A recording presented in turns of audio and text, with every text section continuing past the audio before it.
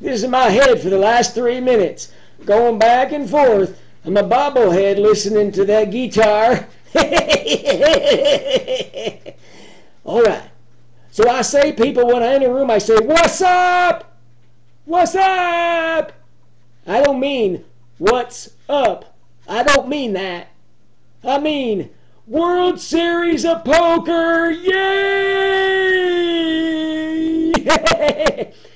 World Series of Poker coming up. I've been practicing. And I got to tell you, when you sit down in a card room, you got to remember a couple things.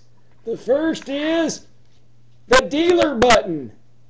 And that is, that's the dealer button. It's right there. Oh, it fell out of my mouth somehow because I don't got my dentures in right now. So, here's what I'm saying. When you sit down at a poker table, they're going to give you some weird looks. They're going to go like that. And then they're going to go like that. And then they're going to go, then they're going to go,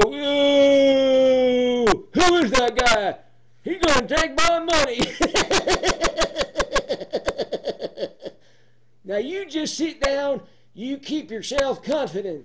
That's what I'm saying. I appreciate the 28 cheers.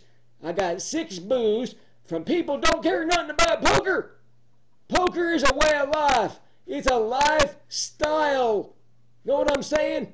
It's a lifestyle.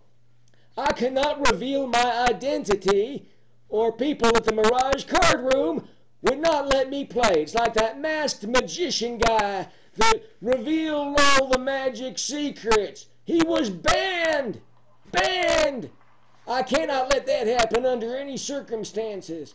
So you all listen. You playing at the poker room, local little town poker room, or you playing at maybe World Series of Poker, $10,000 buy-in like me, you got to remember a couple things.